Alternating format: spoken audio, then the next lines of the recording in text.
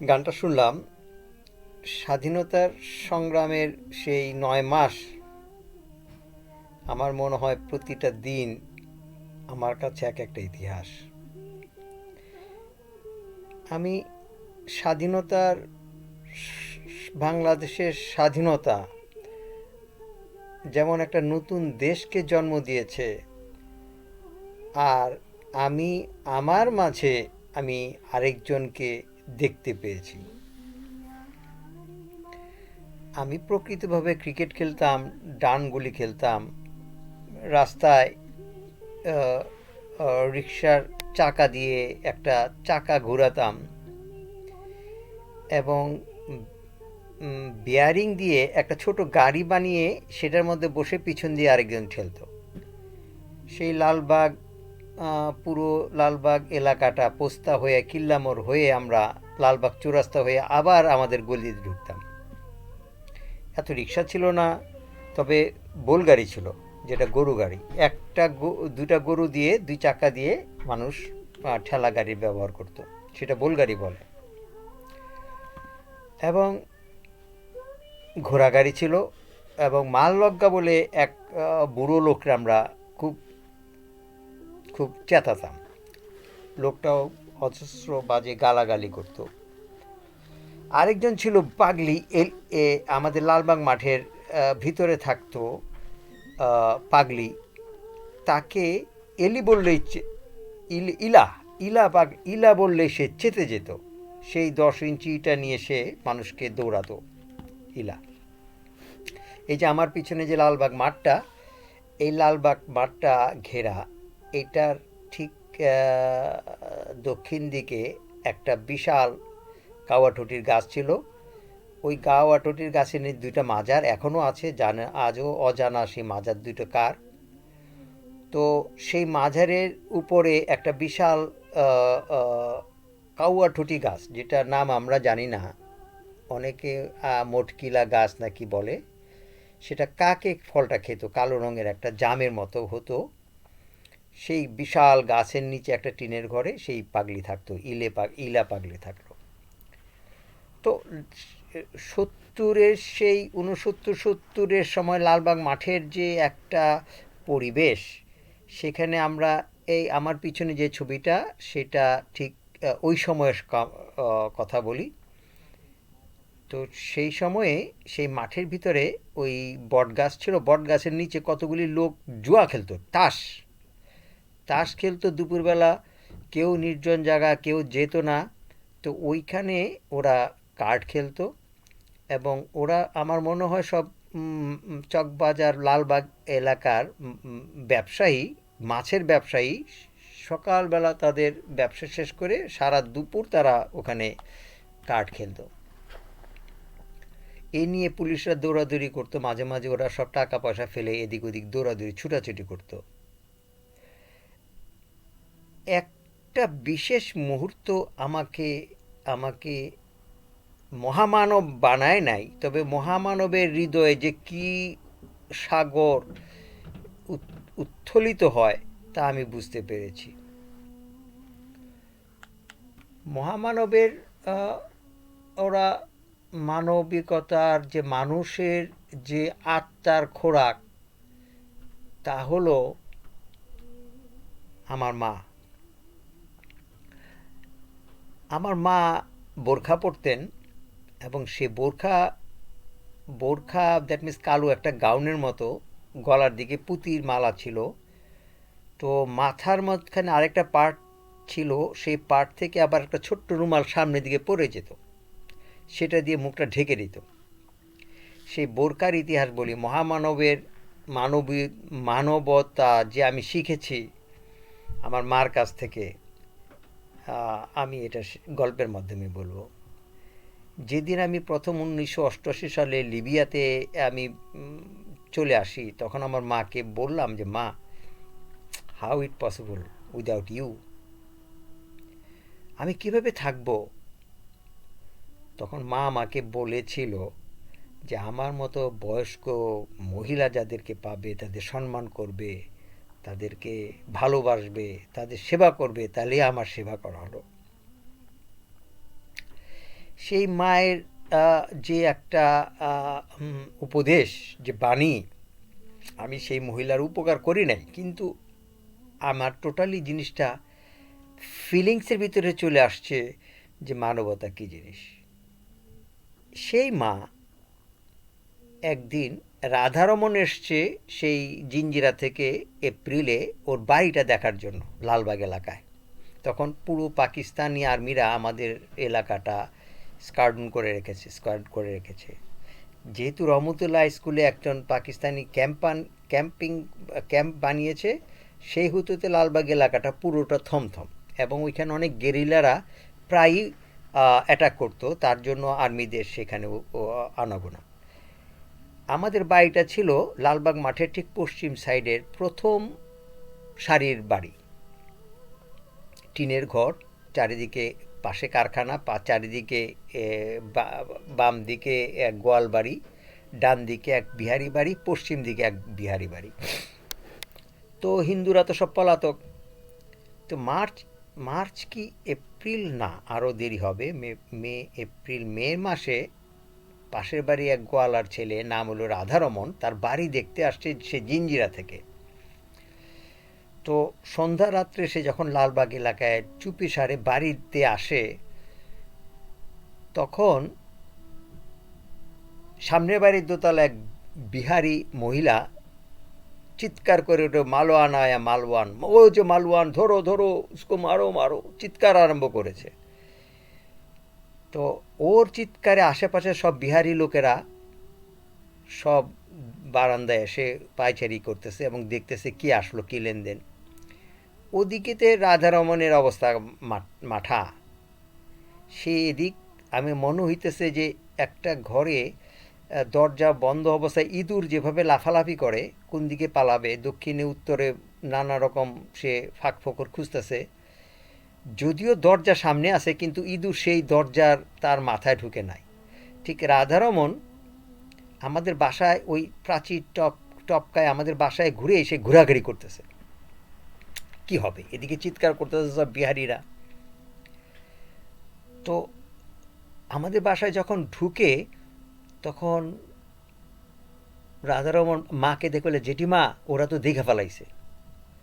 তো আম্মা বলতেছেন, তুই এক কাজ কর, আমার ওই পেয়ারা গাছ বায়া লালবাগ মাঠ দিয়ে পাড়ি যা। ওই যে মাঠের লালবাগ যে একটা পশ্চিম সাইডের বর্ডার, এই যে মাঠ, যে কেল্লার যে ছবিটা, এটা পশ্চিম সাইডে একটা ওয়াল ছিল অর্ধ নির্মিত, মানে ওয়ালটা ম্যান হাইটের জাস্ট উপরে, 9 কি 10 ফিট উঁচু।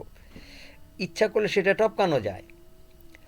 তো কিন্তু সেই ওয়ালটা, আমাদের ওয়ালের পাশে পেয়ারা গাছ, কিন্তু ওয়ালটা সে টপকাতে পারতেছে না, পেয়ারা গাছ থেকে স্লিপ করে পড়ে যাচ্ছে সে। মানে মানুষ আতঙ্ক হলে যে কি অবস্থা। তখন আম্মা বলল যে, রাধারমণ আমার পিঠে পাড়া দিয়ে পেয়ারা গাছ পাড়া দিল। মা, জেঠিমা আপনার গায়ে পাড়া দেব? আম্মা বলে, হারামজাদা, তুই মরবি না তুই জেঠিমা করবি? তো আম্মার পিঠে সে পাড়া দিয়ে পেয়ারা গাছ গিয়ে টপকাল লালবাগ মাঠে ঢুকে সে দৌড় পালিয়েছে। এই হলো রাধারমণের ঘটনা। রাধারমণ পালিয়ে বাঁচল। ঠিক ডিসেম্বরে ওই যে মহিলা মালওয়ান মালওয়ান বলে চিৎকার করেছিল, তার ছেলে আনিস আটকা পড়ল, বিহারি ছেলে। আনিস একটা গোবাচারা মানুষ। ওর বড় ভাই ছিল খুরশিদ এবং আনিস দুই ভাই। খুরশিদ ক্যাডেট কলেজে পড়াশুনো করে সে পাকিস্তান করাচিতে চলে যায়, কিন্তু আনিস ছিল একটু গোবেচারা মানুষ, পড়াশোনা তেমন করেনি, কিন্তু একটু হিজড়া টাইপের, মহিলাদের সাথে কথাবার্তা সে রং ঢং করতো, তার কাছে ছেলের কোনো ভাব ছিল না। তো সবসময় মায়ের সঙ্গেই থাকতো। সেই বেচারা আটকা পড়লো। মহল্লার সব মুক্তিযোদ্ধারা আনিসরে খুঁজতেছে, কিন্তু অনাথ মানুষকে যে হত্যা করবে এই সাহসটা কারো কাছে ছিল না। তো আমাদের মহল্লা আতা ভাই একজন দুর্ধর্ষ লোক। সে দুর্ধর্ষ মানে কি, সে পরসুখ সে পছন্দ করতে পারে না, ভালো মন্দ তার কোনো জ্ঞান নাই, হিংসা পরায়ণ, এবং সে মানুষের সুন্দর জিনিস সে সহ্য করতে পারে না। যদিও আমাদের মহল্লার সবচেয়ে বড় মুক্তিযোদ্ধা গামাবাই ছিল, কিন্তু গামাভাই কোনোদিন আনিসকে নিয়ে কোনো রকম কটূক্তি করে না, কারণ গামাভাই আনিস এরা সবাই একসাথেই ভলিবল খেলত। কিন্তু আতা আনিসকে বের করে মারার খুব জল্পনা কল্পনা করতেছে, 2-3 বার বাড়িতে ছেটে আসছে এবং তার মাকে বলছে 10,000 টাকা দাও, নইলে তোমার ছেলেকে মেরে ফেলবো। মনে হয় কিছু টাকা পয়সাও খেয়েছে। তো এখন একদিন আনিসের মা আইসা আম্মাকে বললো যে বুবু আমার ছেলেটাকে বাঁচাও। তো আম্মা সেই আনিসকে আমাদের বাসায় এনে সেই আম্মার বোরখাটা পরাইছে। আম্মার বোরখা আর আম্মার শাড়ি পরে একটা রিক্সা ডাক করে বোরখা পরিয়ে আনিসকে লালবাগ, ঠিক আমাদের বাড়ির থেকে মেইন রোডের সামনে একটা ইউসুফ সামি একজন স্বামী ভিলা, পাকিস্তান পিরিয়ডেও তারা অনেক প্রতিষ্ঠিত লোক ছিল, বাংলাদেশ স্বাধীনতার পরেও তারা প্রতিষ্ঠিত, এবং তাদের গেটটা ব্যক্তিগত পুলিশ, ব্যক্তিগত দারোয়ান দ্বারা, যাদের হাতে বন্দুক থাকতো, পাহারা দিত, খুব পয়সাওয়ালা লোক। ওই বাড়িতে গিয়ে আম্মা ইউসুফ স্বামীর সাথে কথা বলে আনিসকে সেখানে রাখছে। পরে হয়তো 3-4 মাস পরে আনিস ওখান থেকে কোথাও চলে গেছে, আমরা জানি না। তো এখন হিন্দু ছেলে রাধারমনকেও বাঁচালো, পাকিস্তানি ছেলে আনিসকেও বাঁচালো। এই মা স্বাধীনতার সময় যে মার ভূমিকা, মা যে কত কত কত শক্তিশালী, মা যে কত কত কত এটা কি বলা চলে, বিশাল একটা মহাসমুদ্রের মতো হৃদয় মানুষের আমি মার হৃদয়ে দেখেছি। যেমন এরশাদের আমলে মহল্লার মধ্যে এসে ইয়াং ছেলেদেরকে আর্মিরা ধরে পিটানো আরম্ভ করলো। তো দিলীপ ভাই আমাদের এলাকা সিনিয়র মোস্ট, উনি একটু গ্যাদারিং পছন্দ করতো মানুষের সাথে, একটু মানুষ লিডারশিপ ছিল, তার অনেক ক্ষমতাও ছিল, তার অনেক সঙ্গপঙ্গ ছিল, এলাকায় এক নামে দিলীপ নামে সবাই চিনত, দিলীপ দা। তো একদিন শেষ রাত্রে এসে আর্মিরা এসে দিলীপ দাকে ধরে রাস্তার মধ্যে পিটানো আরম্ভ করলো, আর্মিরা নিয়ে যাবে। দিলীপ দার কান্নার শব্দ শুনে পুলিশের যে, আর্মির যে বন্দুকের যে গাদা দিয়ে গুতাগুতি, এটা শব্দে আম্মা সহ্য করতে পারেন না, আবার আম্মা রাস্তায় বের হয়ে আসলো। বের হয়ে আর্মিদের বলতেছে, আপনারা কারা, কি করে আসতেছেন, কেন ওই ছেলেটাকে করতেছেন, কোনো ওয়ারেন্ট আছে, কি কেস আছে তার, সে ছেলেটা তো আমার ছেলে, আমার সামনে চোখের সামনে বড় হচ্ছে, তার তো কোনো অন্যায় দেখি নেই যে আপনারা এইভাবে মারবেন। তা আর্মিরা বলতেছে আপনি কে? তা আম্মা বলতেছিলেন আম্মার এক ছোট ভাই, আবার কর্নেল খুরশিদ উদ্দিন আহমেদ, আগরতলার 13 নম্বর আসামে উনি ছিলেন, কর্নেল খুরশিদ। উনি অবশ্য লিবিয়াতে বহিরাগত ছিলেন বহু বছর। তো আর্মিরা কর্নেল খুরশিদের নাম শুনে একটু শক্ত হলো। তো আম্মা বলল যে না, আমার সামনে মারতে পারবেন না, দরকার বলে ক্যান্টনমেন্ট নিয়ে যান, গাড়িতে উঠে আপনাদের থানায় নিয়ে যান এবং আমাকে বলেন কোথায় নিয়ে যাবেন, আমি কালকে সকালে আপনাদের সাথে যোগাযোগ করব। তো ওরা পরে আর দিলীপ দাকে না নিয়ে চলে যায়। তো এটা হচ্ছে দিলীপ দার ঘটনা। দিলীপ দা খ্রিস্টান, আনিস পাকিস্তানি, রাধারমন মুসলমান।